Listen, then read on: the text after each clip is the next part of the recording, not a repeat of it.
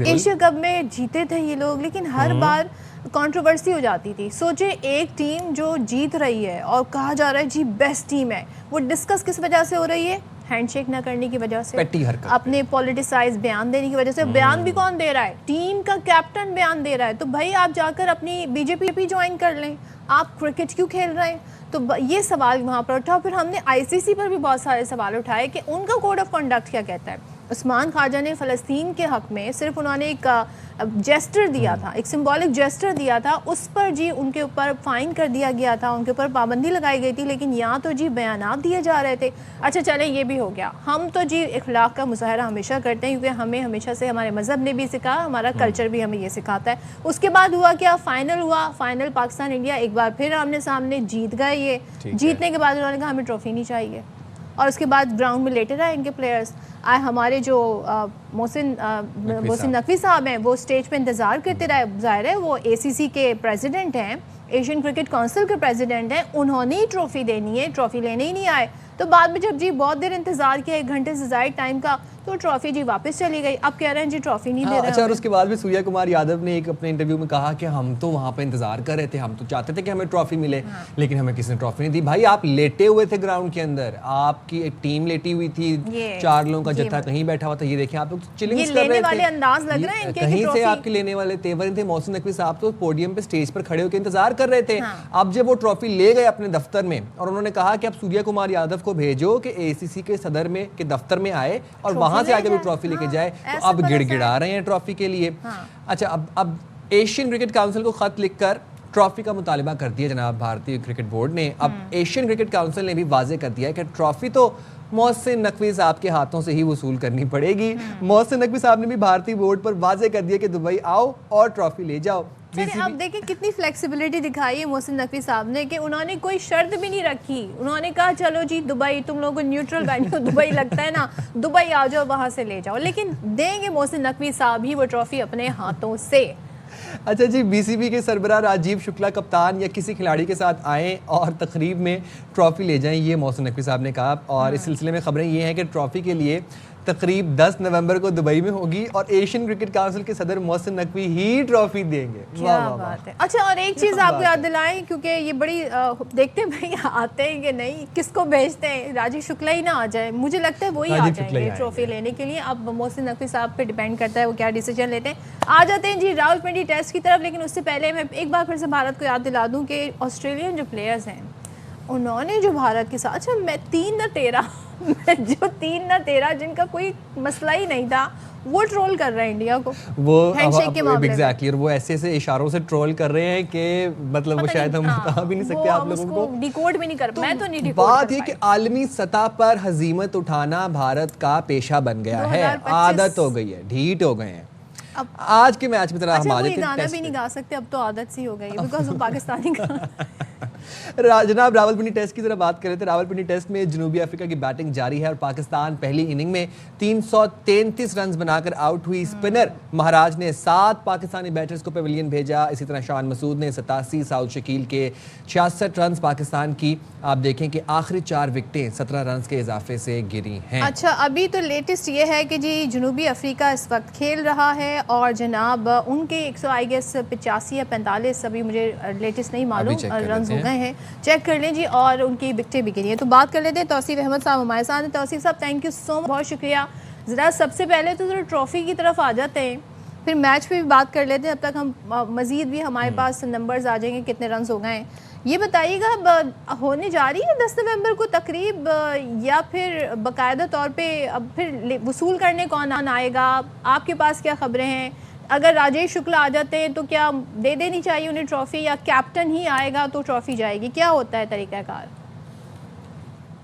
देखिए, हम लोग तो बड़े दिल के लोग हैं। अगर राजेश शुक्ला से ज़रा अच्छे ताल्लुकात हैं पाकिस्तान के, वो ज़रा पोलाइट टाइप के भी आदमी हैं, वो ज़्यादा आएँ बाएँ चाएँ नहीं करते हैं, तो मुझे ऐसा फील होता है कि शायद राजे भी आ जाएं। बल्कि मेरा ख्याल तो उनको चाहिए एक प्लेयर को भेज दें। आप प्लेयर क्या कप्तान को ले आए, कौन सा ऐसा फर्क पड़ता है आपको? और आखिर आपको अब वो अल्फाज तो मैं इस्तेमाल नहीं करना चाहता, कर ले कोई बात नहीं है, थूक के चाटने वाली बात है वो, उसमें फिर जरा अजीब सा लफ्ज होता है। बट आपने गलत किया तो आप भी फिर वहीं पे आ गए तो फायदा नहीं ना आपका, ऐसी हरकतें नहीं करनी चाहिए आपको। ट्रू, सही बात है। और तौसीफ भाई ज़रा अब टेस्ट की बात भी कर लेते हैं। साउथ अफ्रीका बैटिंग कर रहा है और 192 रन पे 5 विकेटों का नुकसान है।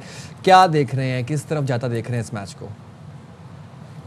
मैच की गिरफ्त तो पाकिस्तान के लिए बहुत तगड़ी है इस वक्त, और जाहिर है जो था जिसलिए ये पिच बनाई गई थी वो उस पे डेफिनेटली हम लोग खुद भी फंसे हैं। ऐसा नहीं है कि नहीं है, हमने कोई बहुत अच्छा 333 जरूर बनाया, बट 333 वाला काम था नहीं। हम लोग बहुत ही स्लो खेले और जाहिर है एक इनिंग हमने खेली। बहरहाल इनके लिए इतना ही काफ़ी है, ये समझ रहे हैं।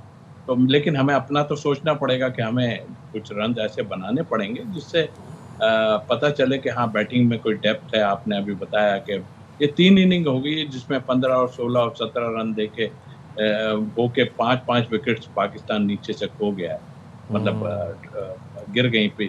तो ये सब चीज़ों को देखना पड़ेगा, और यहाँ तो चल जाएगा लेकिन बाहर चल के जाके तो आपके लिए बड़ी मुश्किलात हो जाएंगी। तो आई थिंक पाकिस्तान की पोजीशन बहुत अच्छी है। तो असीज़ा एक चीज़ बताइएगा, हमारे जो मसाइल हैं वो कोई भी फॉर्मेट हो, चाहे वो वनडे हो, T20 हो, टेस्ट हो, वो एक ही नौइयत के होते हैं। या तो डॉट बॉल का एक अलग मसला है, वो तो एक अलग ही बिल्कुल फिनोमेना हमारे लिए बन गया है।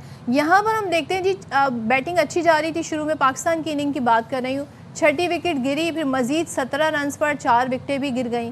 तो ये जो बैटर्स हैं ये एकदम से सारे एक के बाद एक आउट होना शुरू हो जाते हैं। तो ये क्या प्रेशर होता है इन पर जो ये उसको हैंडल नहीं कर पाते, पैनिक हो जाते हैं, होता क्या है ये? काय का प्रेशर, ये तो अपनी कंडीशन में आप खेल लो, आपको पता है। और फिर सबसे मेन चीज़ आपकी ये है कि आपको ये फिक्र होनी ही नहीं है कि आप ड्रॉप हो रहे हैं कहीं, आप कहीं भी ड्रॉप नहीं हो रहे हैं। हमारे पास देखिए, एक चीज़ को मैं हमेशा से कहता रहा हूँ कि बैकअप जो हमारी बेंच पे कोई ऐसा प्लेयर बैठा हो जो रिप्लेस कर ले। तो आज हमने देखा कि आसिफ ने जब 3 विकेटें ली हैं, और Nauman is a great bowler, और उसने अभी एक भी आउट नहीं किया। तो आप ये खुद सोचें, इसी तरह आपके बैकअप पे अगर 1, 2, 3 प्लेयर ऐसे बैठे होंगे तो आपको क्या होगा। मतलब सोचने की बात है। देर आए दुरुस्त आए, अभी भी कर लें अपना क़िबला सीधा तो अच्छा है। और 1-2 प्लेयर रिप्लेसमेंट, अब बाबर के लिए लोग आवाज़ें मार रहे हैं कि जी वो अंदर आ जाएं, अच्छा भला प्लेयर खेल रहा है पाकिस्तान का, वो उसको कह रहे हैं ये आउट होकर बाहर आए तो बाबर। ये हमारे यहाँ ये जो सिलसिला है ये तो बड़े नुकसानदेह वाला है। तो सिर्फ भाई आपको नहीं लग रहा है कि बहुत स्लो बैटिंग कर रहे हैं हमारे बैटर्स? शान मसूद आप देखें कि 176 गेंदों पर 87 स्कोर किया। इसी तरह साउथ शकील 147 गेंदों पर उन्होंने 66 रन बनाए। बहुत ही स्लो बैटिंग नहीं कर रहे?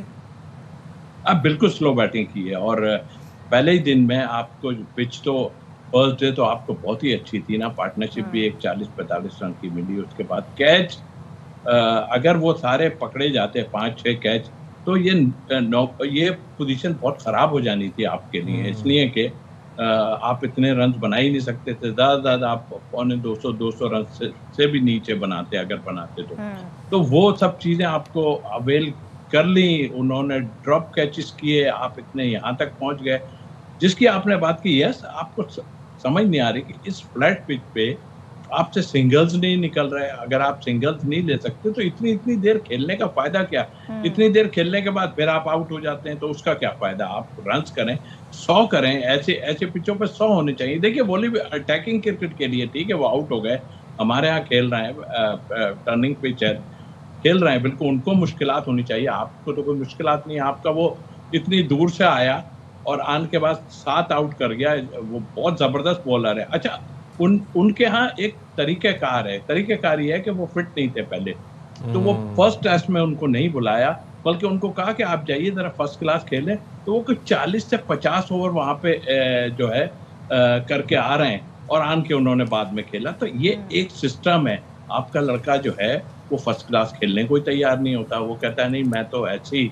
तो ये जहनों में से इनके बोर्ड को निकालना पड़ेगा। हम भी तो बोर्ड भी तो उनके साथ फिर ये लीनियंस दिखाता है। तौसीफ भाई, इस वक्त जो करंट सिचुएशन है जी, 193 पर 5 आउट हो गए हैं साउथ अफ्रीका के, और आसिफ आफरीदी 3 विकेटें उन्होंने ली हैं। तो ज़रा इनके लिए भी मुश्किल हो रही है, आप ये देखें, क्योंकि 5 तो अच्छे खासे प्लेयर्स इनके आउट हो गए 193 पे।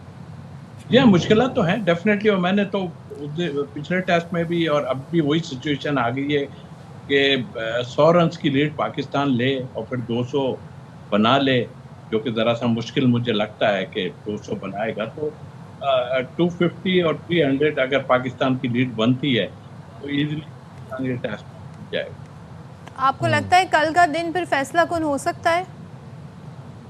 यहाँ कह तो यही रहे हम सब, और फैसला कल हो जाना चाहिए। 5 विकेटें गिरने का क्या मतलब लें कि अब जो प्लेयर्स आने हैं तो वो स्कोर को कहाँ तक ले जा सकते हैं? इतनी पोटेंशियल है उनमें तौसीफ भाई? देखिए इसमें महाराज और ये दोनों मुत्तस्वामी, हालांकि अच्छा अब एक चीज बड़ी देखने की है, मुत्तस्वामी ने पिछले मैच में 10-11 विकेट लिए और उनसे 4-5 ही ओवर कराए गए। अब ये नहीं है कि वो ये सोच रहे हैं कि यार इसको बॉलिंग नहीं करानी है, कहीं ये विकेटें ना ले जाए, हमारे यहाँ जो प्रॉब्लम होती है उनके यहाँ एक सिस्टम के हिसाब से ये भी ऑलराउंडर है, मुत्तस्वामी भी ऑलराउंडर है और जो है वो राज भी अच्छी बैटिंग करते हैं, बट इट्स डिफिकल्ट कि इस पिच पे आप इतना सरवाइव करना आपको। And what about Asif Afridi? उनका इंक्लूजन हुआ, टेस्ट कैप मिली, बड़े वो खुशी का उन्होंने इजहार किया और देखिए उन्होंने 3 विकेटें भी निकाली हैं, तो उनके बारे में क्या कहना चाहेंगे? ग्रेट जी, उनको अपॉर्चुनिटी मिली, बहुत टाइम बाद मिली। हमारे यहाँ मुश्किल होती है। ताबिश खान को आपने खिलाया था, कोई ऐसी कोई 36-37 साल की उम्र में उसको खिलाया था, और श्रीलंका में आपने जो है उनको डेब्यू कराया था और ये सोच के कराया था कि यार इतनी फर्स्ट क्लास खेलनी है, चलो करा दो। ये सोच नहीं होनी चाहिए। अब सही जगह पे सही उस पे, हालांकि पिछला टेस्ट भी अगर ये खिला देते आसिफ को तो बुराई नहीं थी, वो वहाँ ज़्यादा मुश्किल हो रही थी और मुझे लगता है वहाँ पे ज़्यादा विकेट्स ले सकते थे वो, लेकिन जब खिलाया उन्हें तो उन्होंने दिखा दिया जी कि मेरी फर्स्ट क्लास इतनी जो परफॉर्मेंस है वो मैं आज, हालांकि बहुत प्रेशर होता है मगर ये आपस में प्लेयर खेले हुए हैं ना एक साथ, तो इतना फर्क आन के नहीं पड़ता। हमारे टाइम में एक ग्रेट प्लेयर होते थे, जब नया प्लेयर आता था तो वो सबके चेहरे ही देखता रहता था कि यार ये इमरान खान है, ये फलां है, ये जावेद लेकिन मिर्ज़ा है। अच्छा आसिफ अफरीदी का इंक्लूजन अच्छा था और वो अच्छा साबित हो रहा है टीम के लिए। बहुत शुक्रिया तौसीफ भाई। आई होप कि ये दूसरा टेस्ट मैच भी हम जीत जाएं अगर परफॉर्मेंस अच्छी रही, लेकिन जी अभी और भी इश्क के इम्तिहान है। अच्छा एक चीज़ ज़रा सा मेंशन कर दूँ जी, ICC विमेंस वर्ल्ड कप हो रहा है और उसमें पाकिस्तान की एक जीत का भी जो है ना ख्वाब ही रह गया और जनूबी अफ्रीका ने हमें 150 रन से हरा दिया। 312 रन बनाए उन्होंने हमारे अगेंस्ट। हम अपनी बॉलिंग की बड़ी तारीफ़ कर रहे थे और बारिश की वजह से जी महदूद हो गया 20 ओवर्स तक और उसके बावजूद भी 150 से हार गए जनाब। अच्छा मूविंग फॉरवर्ड